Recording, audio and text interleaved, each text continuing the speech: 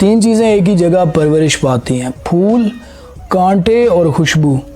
तीन चीज़ें हर एक को मिलती हैं, खुशी, गम और मौत। तीन चीज़ें हर एक की अलग अलग होती हैं, सूरत, सीरत और किस्मत।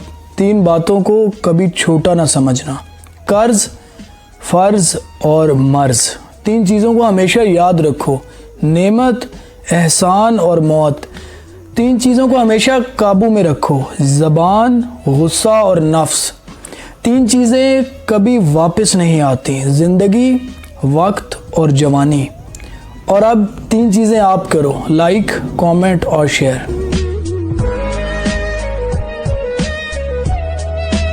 माहिर नफ्सियात कहते हैं सिर्फ 10% खुशियाँ आपको बाहर के हालात से मिलती हैं, बाकी 90% खुशियाँ आपको अंदर की सोच, अंदर के एहसासात से मिलती हैं।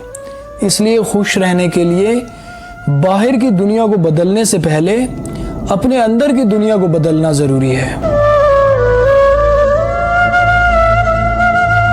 जो हमारी मुट्ठी में होता है वो हमारा नहीं होता, जो हमारी गिरफ्त में ना होकर भी हमारा हो वो हमारा होता है।